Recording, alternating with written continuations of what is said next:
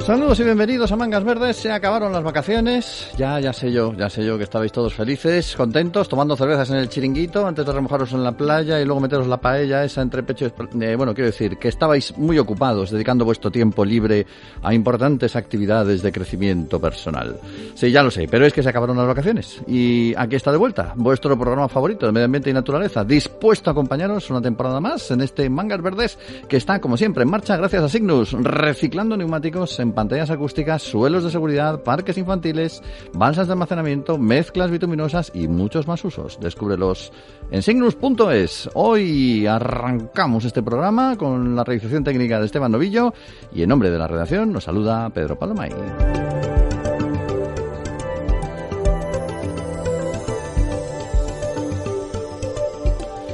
Y el verano no es solo un momento para esas actividades de crecimiento personal, para esas vacaciones, para esos momentos de descanso, sino también para culminar iniciativas de interés, de mucho interés, como el proyecto Pigargo, que ahí donde lo veis es la primera reintroducción en España de un ave rapaz que estaba extinguida en nuestro país, que responde, por supuesto, al nombre de Pigargo, y ha sido en Pimiango, en el concejo de Ribadedeva, en Asturias, a lo largo de este verano, cuando se ha llevado a cabo la acción, gracias a GREFA, la Asociación Conservacionista, con el apoyo de varias entidades públicas. Su presidente y artífice del proyecto es Ernesto Álvarez. A él le tenemos para comenzar este programa y le saludamos ya. Ernesto, saludos, buenas tardes. Hola, buenas tardes.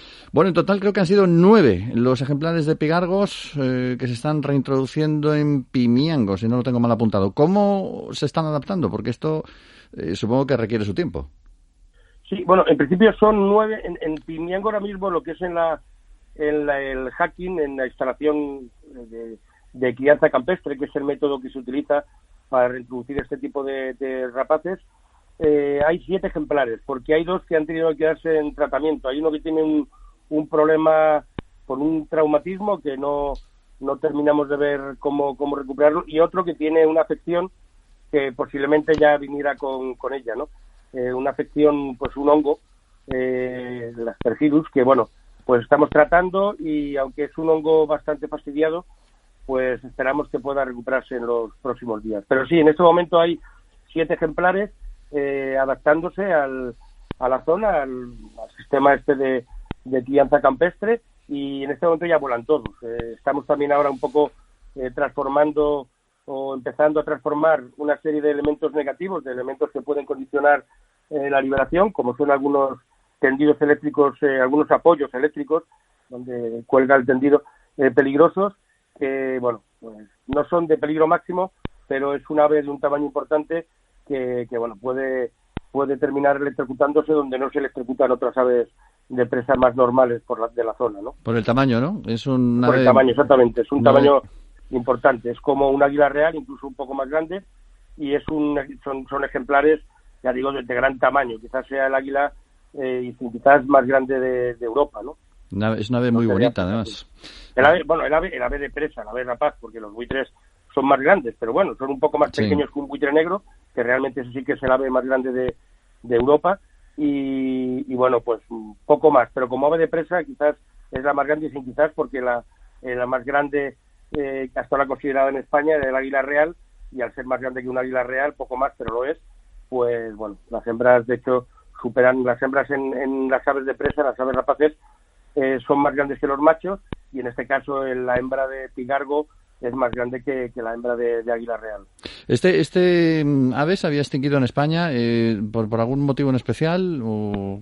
Bueno, en principio, como casi todas las demás, por persecución directa. Obviamente, los restos que hay son muy escasos. Seguramente la extinción se produjo ya hace mucho tiempo, hace más de siglo y medio, pero bueno, o posiblemente no. Los restos que hay más fiables son un poco de la edad del hierro, la época de los celtas celtíberos, etcétera, y bueno, pues son los que son más, se puede decir, más fiables. Lo que pasa que es cierto que hay una serie de indicios, pues nombres toponímicos, etcétera, etcétera, que pues bueno, están un poco en esa onda de que fue hace bastante menos tiempo, ¿no? Hay muchos datos, no solo del calcolítico o del mesolítico, pero vamos, la del cobre, como decía, la edad del bronce y por supuesto la edad del hierro, que son pues bueno los más abundantes en Valladolid y en otros sitios, ¿no? Popio de Libres de Castro, hijo del escritor, del famoso escritor, que es biólogo, los dos son biólogos, pues bueno, ya han sacaron una serie de datos. Pero bueno, de cualquier forma, en principio es una especie que criaba, ha vuelto a criar, también desapareció por una persecución directa, ¿no?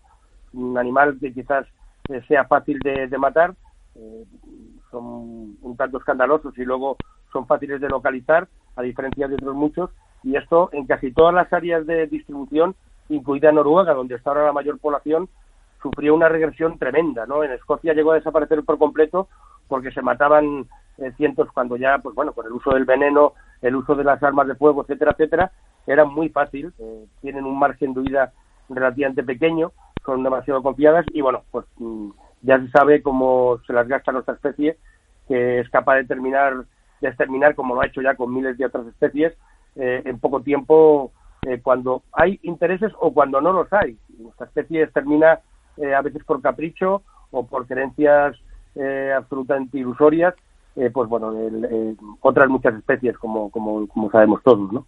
Estos ejemplares los habéis traído de allí, de Noruega, ¿no? Sí, estos ejemplares vienen de Noruega, principalmente de los fiordos, estos importantes fiordos que tienen en Noruega, y son pollos de nidos que tienen 2 o 3 pollos, no nunca nidos con uno solo, y bueno, es algo a lo que estamos acostumbrados, aunque esto lo hace realmente el Ministerio del Ambiente, de allí, de Medio Ambiente, vamos, de Noruega, lo hace con una serie de naturalistas, de biólogos naturalistas y de gente experta en el seguimiento de esta especie, y tienen ya localizados históricamente pues un montón de nidos. Hay que tener en cuenta que la población de Noruega está entre 4 y 5 mil parejas, es una población importante, es la más importante de hecho del pigargo europeo, ¿no? O águila pescadora de cola blanca, que también le llaman, ¿no? Pero bueno, aquí en España tiene ese nombre de pigargo, lo cual ya es bastante significativo. Y bueno, pues nada, en principio así tenemos pensado hacerlo durante esta fase, porque esta es la fase experimental. Por eso en esta ocasión hemos soltado menos ejemplares. Hay que tener en cuenta que ya hay experiencias previas en Dinamarca, donde también por persecución llegó a desaparecer. Ahora, bueno, se hizo un pequeño proyecto, parece que la proximidad, no deja de ser un país escandinavo, a los países escandinavos, donde está la mayor población, pues hizo que la recuperación fuera poco a poco más natural, sin necesidad ya de continuar con el proyecto, aunque funcionó bien. Pero bueno, en este momento ya hay un buen número de parejas, en Alemania, en Holanda, Polonia, ahora mismo ya hay 4 parejas en Francia, donde había desaparecido y ha pasado muchísimo tiempo desaparecida también, como en el caso de España, y bueno, pues está por toda la costa atlántico-cantábrica, y bueno, pues llegará seguramente hacia Andaya en no mucho tiempo. Pero bueno, también hay otro proyecto de reintroducción que aún no se ha iniciado, también hay en Francia, con el que estamos en colaboración, y los proyectos más importantes, aparte de los mencionados, que ya han dado sus frutos importantes, fueron en Escocia y en Irlanda. En Escocia ahora mismo podemos estar hablando de 140, 150 parejas, y la propia Escocia está haciendo ya un proyecto de reintroducción con sus propios ejemplares, con los pollos de Escocia, en una isla de Inglaterra que se llama la isla de Wight, y bueno, pues ya no necesita un poco de la ayuda que fue tan imprescindible sin ella de Noruega, con la que consiguió llegar a esta cifra. Bueno, hay que tener en cuenta que el proyecto empezó en los años 70, fracasó porque realmente se hizo en la zona más cercana a Noruega, en las islas de arriba, en las islas Auckland, y al final, pues bueno, se dieron cuenta que era mejor meterlos en zonas un poquito más propicias, porque es una zona muy batida, una zona muy complicada, donde los animales desaparecían y no se volvía a saber nada de ellos. Bueno, ya a partir de los años 80 empezaron en las tierras altas a trabajar con una reintroducción más suave, en unas zonas mejor de clima, etcétera, y bueno, por esto funcionó, y actualmente pues tenemos este número de 140 a 160 parejas, que es un número muy importante ya y una recuperación muy importante, que les permiten trabajar ellos con otros proyectos de recuperación de la especie en las propias islas británicas, no en otros sitios. Y luego Irlanda, que es el último sitio donde se ha hecho, que empezó ya un poco en esta segunda década del año 2000, y bueno, pues ya van por una cifra importante. Hubo que reforzar porque hubo algunos problemas, hizo que la población bajara, y bueno, pues hubo que seguir soltando algunos más. En general, los proyectos suelen funcionar con unos 100 ejemplares. Repito que nosotros estamos en un plan experimental, pues, lógicamente dentro de este proyecto en el que está el Ministerio, el Principado de Asturias y el Gobierno de Cantabria, pues estamos en un plan experimental que dura 2 años, este año 2021 y el próximo año 2022, que lo que pretende es ver precisamente, pues a partir de los resultados obtenidos, ver un poco cómo se adaptan los ejemplares y bueno, esta fase lo que hará es darnos una idea para que podamos valorar todos los resultados obtenidos por medio de un análisis específico que se está efectuando ya desde el principio. Pasa que ahora mismo lógicamente tenemos muy pocos elementos para ver cómo interaccionan pues con distintos componentes de los ecosistemas donde se van a liberar y donde van a estar después una vez liberados y los territorios visitados, ¿no? Un poco particular, lo principal de esta evaluación es ver la idoneidad que hay para que se pueda aprobar el proyecto posterior de reintroducción de las interacciones con otras especies, ¿no? Un poco ver si estas son positivas o no hay un efecto importante, ver cómo afecta sobre el hábitat más frecuentado por ellos, ¿no? Y especialmente un poco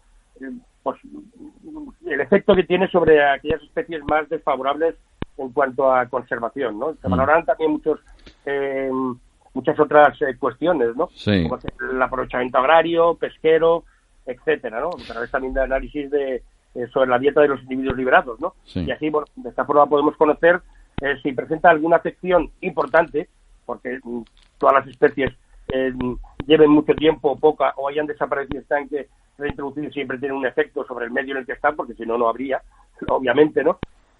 No estarían estas especies, pero ya digo, ver sobre todo pues, esta afección sobre los usos socioeconómicos del entorno donde se liberan y del área donde se van situando. Vale, pues esperamos a ver cómo reaccionan, cómo se adaptan y esperamos que sea una historia de éxito como la de otros países donde ha vuelto el pigargo. Ernesto, gracias por habernos acompañado hoy.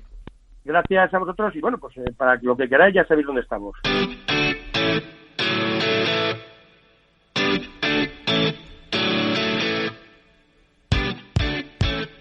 Mangas Verdes, pasión por el medio ambiente.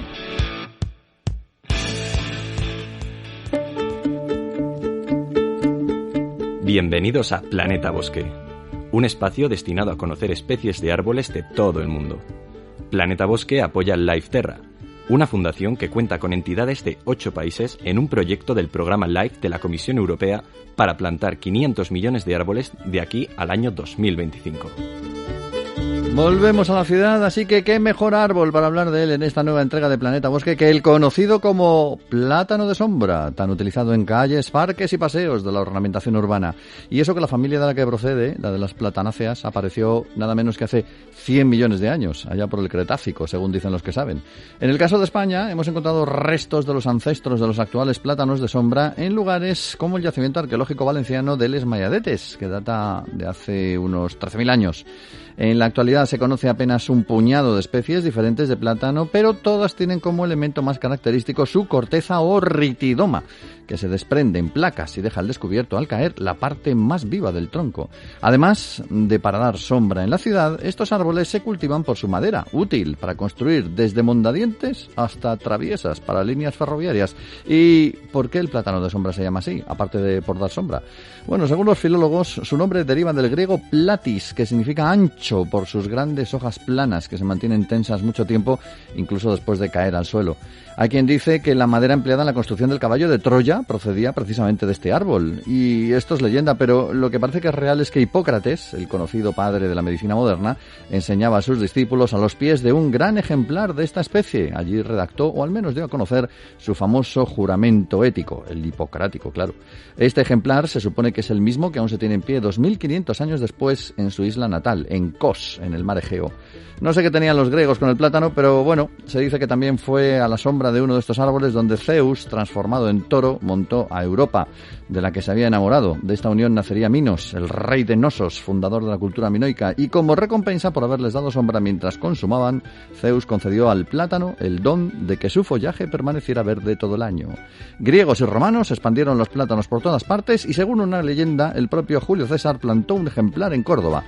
De la leyenda a la actualidad, los plátanos son árboles populares en las ciudades, no solo porque proveen mucha y buena sombra, sino por su dureza. Resisten bien la contaminación, la sequedad, las podas, el encharcamiento. La clave de su poderío está en sus enormes raíces, que pueden extenderse bajo el suelo a lo largo de muchos metros y les permiten crecer hasta los 60 metros de altura. Distintos personajes históricos han dado fe de ello, desde Plinio a Marco Polo, pasando por Fray Benito Jerónimo Feijóo. Plantar, geolocalizar, educar, crear comunidad. Si quieres hacer algo eficaz en favor del medio ambiente, súmate a Lifeterra, uno de los proyectos más importantes diseñado en la Unión Europea para reforestar nuestro continente. Aprende más en www.lifeterra.eu. No sé cómo lo hacen, pero ese campo de césped está siempre en perfecto estado. Claro, es que es artificial. Está hecho a partir de neumáticos fuera de uso.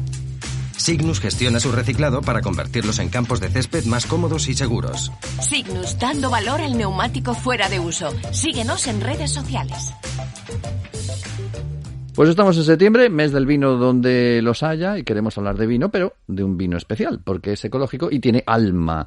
O al menos así lo presenta Antonio Míguez Amil, que nació en un lugar sinónimo del fruto fermentado de la uva, en la comarca del Ribeiro. Allí comenzó su actividad recuperando antiguos viñedos y también alguna variedad hasta ahora perdida. Es su proyecto de Boas Vides, las buenas vides. Con Antonio hablamos ya. Buenas tardes. ¿Qué tal? Buenas tardes. Bueno, a fabricar vino se han dedicado tus antepasados, parece ser, al menos desde el siglo XVIII. Y tú en principio no te ibas a dedicar a ello, pero al final resulta que sí. O sea que al final la tierra tira más de lo que parece, ¿no? Sí, la verdad es que sí. La tierra es un polo magnético y cada uno, sobre todo aquí en Galicia, en su castro, pues tarde o temprano acaba viniendo y acabamos todos comprometidos con la tierra, como no podía ser de otra forma. Lo bueno es que el vino en el que trabajas es ecológico y... Bueno, pero no voy a adelantar datos. Explícanos tú directamente cuál es la diferencia de tu producción, por ejemplo, de la de una marca grande y muy conocida, más allá de la cantidad de botellas que se pueden obtener. Bueno, mi objetivo es recuperar una actividad que era de mis antepasados.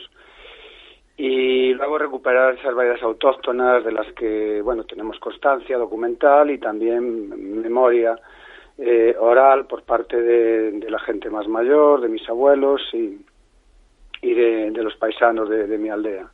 Esas variedades que tantos y tan buenos vinos habían dado históricamente y que luego por un proceso socioeconómico en la comarca pues se vino un poco abajo y tuvo unos momentos durante unos 50 años muy malos que aún hoy estamos pagando. Entonces, bueno, lo principal motor de cambio que yo sufrí en mi vida es recuperar esa memoria, ¿no? Una vez que tengo esa información, trato de ponerla en marcha y en sitios que eran los históricos. Entonces, recuperar viñas, recuperar variedades, ese es el mayor esfuerzo. Y luego practicar una viticultura respetuosa con el medio ambiente, de no agresión y en la que todo, digamos, esté armonizado lo más posible, tanto en la tierra como a través de, digamos, la fauna que rodea todo ese viñedo. ¿Cuáles son es un principio filosófico. ¿Cuáles son las variedades que has recuperado o que estás recuperando? Bueno, son variedades que estaban un poco abandonadas, son endémicas incluso de aquí de la comarca del Ribeiro, y la verdad es que a veces a la gente le suena muy raro, ¿no? Pero bueno, estamos hablando de variedades tintas como la carabuñeira, el espadeiro, el caño da terra, y en blancas pues alguna pues también casi desaparecida como el verdello antiguo, que no tiene nada que ver con los verdelhos, endémica de aquí, o la albilla de Labia. En fin, son variedades que, uniéndolas a esas autóctonas que todo el mundo ya conoce actualmente, como la treixadura, el albariño, el godello, el caíño, el sousón o el brancellao, pues nos va a permitir hacer unos vinos diferenciados. Además, hay un dato curioso y es la cantidad de tintos que se pueden sacar, porque el profano oye hablar del vino de Ribeiro o del vino de la zona de Galicia y siempre piensa en el blanco, pero hay tintos y tintos muy buenos, doy fe. Sí, esto es un tópico también que ha circulado en los últimos 50, 60 años y en Galicia se hacen muy buenos tintos, es cierto, y no solo se hacen de Mencía, porque es una variedad que en estos momentos, digamos que es la referencia comercial y la que más se escucha, ¿no?, en el resto del país, sino que los grandes tintos se hacen de otras variedades como la Brancellao, la Caíño, la Sausón, la Caraguñeira, la Espadeiro, y bueno, pues lo que hago yo es un poco recuperar esas variedades, pero también la forma de hacer tradicional, es decir, no se hacen vinos de una sola variedad, sino que se mezclan variedades, porque cada variedad pues tiene sus particularidades, unas tienen más estructura, otras tienen más tinta, otras tienen más aromas y otras son más ácidas. Entonces el vino hay que hacerlo en la viña, así es como lo entiendo yo, y esas variedades nos van a dar vinos tintos de mucho recorrido que están sorprendiendo a mucha gente, pero que son resultado de la historia de esta zona. El Ribeiro es la denominación de origen más antigua de España, según la Organización Mundial de la Propiedad Intelectual, pero tus vinos no están incluidos en esa denominación, ¿no? No. Precisamente porque estás recuperando pero los reglamentos siempre van un poco por detrás, sobre todo en este caso de ciertos viticultores que intentan hacer cosas distintas o utilizar variedades ancestrales que no están recogidas en el reglamento actual, que esto no quiere decir que no formen parte de la documentación histórica, pero un consejo regulador pues es una entidad viva que lo que hace es estructurar sus normas, su normativa, a través de los deseos democráticos de la mayoría de los que forman parte de su consejo regulador. Y en un momento dado se establece que hay unas variedades que son las que tienen que ser referencia y, pues, por lo que sea, no se recogen otras variedades. Son procesos lentos que al final acaban recogiendo precisamente esas variedades minoritarias que en otros tiempos incluso fueron mayoritarias. Pero los consejos reguladores, pues claro, funcionan de una forma administrativamente hablando lenta, y en este caso no recogen estas variedades que ahora algunos viticultores, no solo yo, sino otros viticultores que tienen la misma, digamos, inquietud, están recuperando. Antes hablabas de la necesidad de no solamente de lo que es el cultivo del vino, sino todo lo que rodea al tema de la vid. En la presentación de la web que tienes hablas de los refranes de vida sosegada. Yo creo que esa vida sosegada es la que queremos recuperar todos los que vivimos en grandes ciudades, pero no sabemos cómo, ¿no? Sí, es cierto. Vivimos una vida muy apurada, sobre todo en los grandes urbes, y desde un principio yo lo que intenté fue que el tiempo no me atrapase, sino que yo fuese el dueño de mi tiempo. Y eso se consigue, claro, en las zonas rurales. A veces es muy duro para una persona en una ciudad cuando viene al rural porque está acostumbrado a unos tiempos, son mucho más rápidos, se hacen muchas más cosas y todo es más vertiginoso. En el rural todo es más lento, es más sosegado. Entonces, esos ritmos son los que a veces nos permiten controlar nuestra propia vida. Pero claro, el ser humano está acostumbrado a andar a toda velocidad pensando que esa es la verdadera vida. Y en el rural, en este caso en la comarca del Ribeiro, pues tenemos nuestros propios tiempos que están adaptados a la tierra y a los ritmos propios de la naturaleza. Uh-huh. ¿Cuántas botellas produces a lo largo del año, por curiosidad? Bueno, yo normalmente ando sobre las 2.000 botellas. Estoy en un proceso muy paulatino, muy lento de crecer.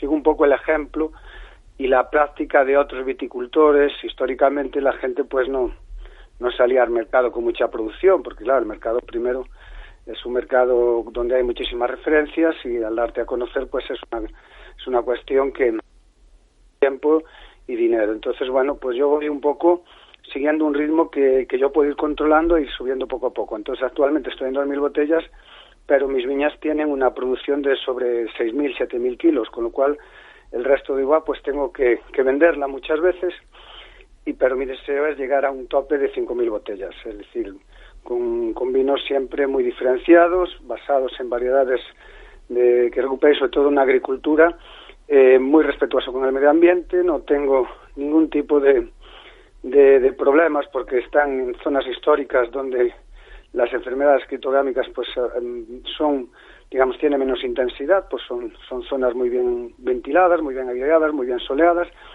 y no uso ni herbicidas, ni sulfatos, ni productos de síntesis, ni pesticidas, y bueno, pues el vino se hace solo en la viña, no necesito ningún tipo de modernidad ni de tecnología extra que me pueda, digamos, hacer mejorar vinos que realmente pues ya salen y son fruto de lo que la viña produce. Pues esos vinos de Antonio están en boasvides.com, que es la web desde la cual los ofrece al mundo. Gracias por habernos acompañado en el programa hoy, Antonio. Ha sido un placer. Viajando con Renat Urguat. 1 minuto, un humedal.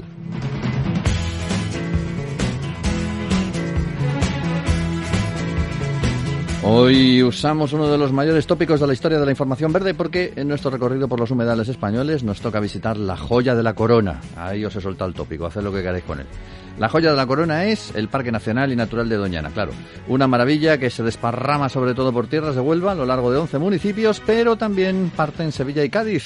Y ya vio reconocida su categoría tan pronto como en 1969. Más de 122.000 hectáreas, de las cuales algo más de 54.000 son Parque Nacional y el resto Parque Natural, que alberga un paisaje hasta a 200.000 ejemplares de diferentes especies de aves acuáticas. Más de 300 especies se pueden ver a lo largo del año en sus marismas, en lo que los especialistas consideran como la mayor reserva ecológica en Europa. Y es que estar en el estrecho de Gibraltar le confiere una especie de don de frontera natural para las migraciones entre Europa y África, y entre otros reconocimientos posee el de Patrimonio de la Humanidad, que le confirió la UNESCO en 1994. La curiosidad de su nombre, Doñana, parece que viene de Doña Ana, o eso dicen algunos investigadores, pero al menos hay 2 Doña Anas disputándose la denominación: Doña Ana de Silva y Mendoza, esposa que lo fuera del 7º duque de Medina Sidonia, y Doña Ana Mallarte, esposa del arrendatario de los pastos en la parte del palacio, don Sancho de Herrera. En fin, a la espera de definir cuál de las 2 Doña Anas le corresponde el nombre, hay que decir que la zona estuvo habitada desde antiguo, porque se han encontrado restos del Neolítico, de fenicios, griegos, tartesios. En fin, el parque tiene un clima suave, mediterráneo, pero no es ajeno a las amenazas, sobre todo a la de las sequías y a la de los pozos ilegales del agua, que en los últimos años lo han drenado en exceso. A pesar de eso, sigue mostrando su magnificencia en 3 ecosistemas distintos: dunas, arenas estabilizadas, ocotos y marismas. Cuenta con una flora abundante como el enebro marítimo, la acacia o los pinares de piño piñonero. Y también con muchos peces como la anguila, reptiles como diversos tipos de culebras o sapos, numerosas aves, desde el alcotán al ave fría, el flamenco, el halcón peregrino, el zorzal, y mamíferos también abundantes, empezando por el lince ibérico, su emblema, el felino más amenazado del planeta, hoy ya en estado de recuperación, felizmente. En fin, aquí también viven los caballos de raza más antigua de Europa, lo que es decir, los caballos más antiguos del mundo, los caballos de retuerta, se pueden ver en Doñana.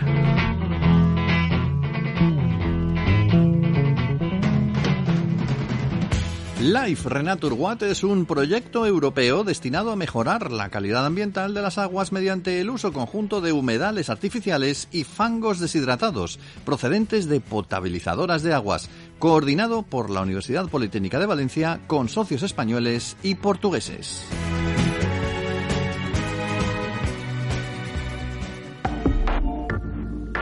Circ Rural 4.0, una iniciativa impulsada por el Programa Interreg Sudoe de la Unión Europea, financiada a través del Fondo Europeo de Desarrollo Regional. Circ Rural 4.0 es un proyecto de cooperación transnacional desarrollado para convertir las estaciones depuradoras de agua residual, pequeñas y medianas, en zonas rurales de España, Portugal y Francia, en instalaciones orientadas a la recuperación de recursos. Y Circ Rural habla de agua, las sustancias que acaban en los ríos españoles, como los plaguicidas, los herbicidas, que provienen de vertidos o del uso de la agricultura intensiva, ven aumentada su toxicidad en el medio ambiente y se convierten en otros elementos más perjudiciales de lo que eran antes a causa de la degradación y el cambio climático, según dicen varios especialistas en el tema.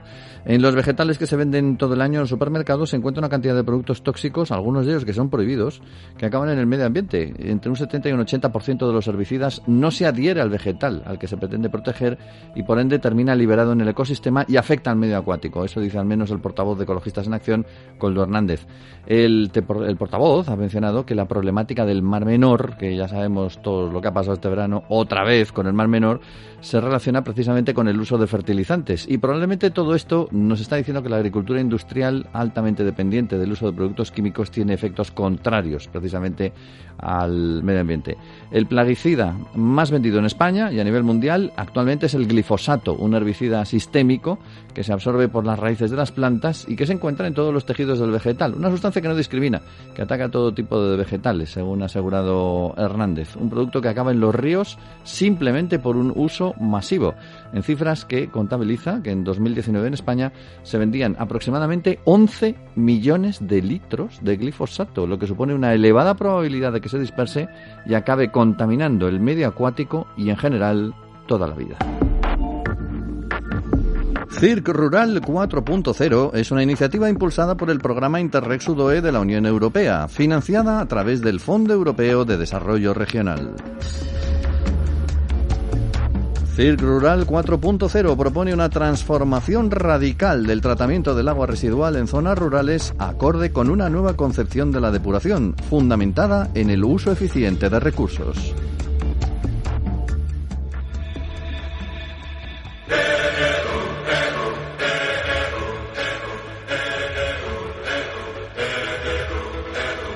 Terminamos por hoy, lo hacemos hablando de vino, ya que hemos estado hace un momento conociendo los vinos ecológicos de Ribeiro. Dice el refranero celtibérico que en septiembre el vendimiador corta racimos de 2 en 2. Estamos en septiembre, así que a cortar racimos. Mangas verdes, en marcha gracias a Signus, utilizando materiales reciclados del neumático en lugar de recursos naturales. Descúbrelo en signus.es. Hoy nos vamos, hemos contado con la realización técnica de Esteban Novillo y en nombre del equipo de la plataforma medioambiental de la agencia EFE os ha hablado Pedro Palomay. ¡Feliz y verde semana!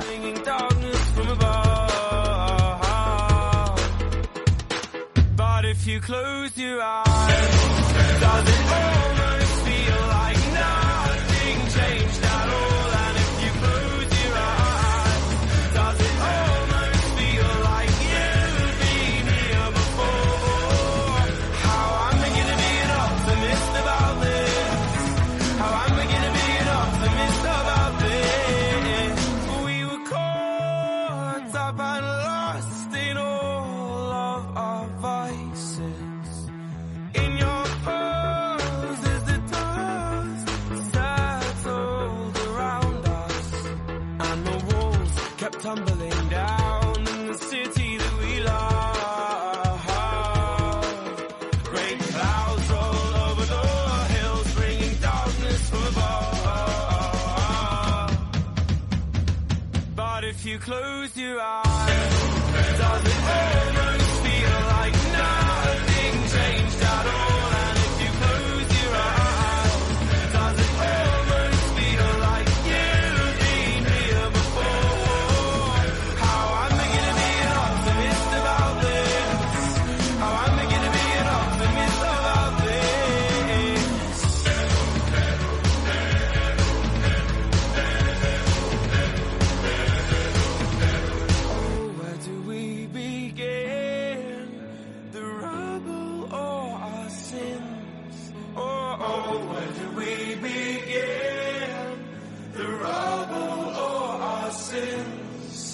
And the walls kept tumbling down in the city that we love.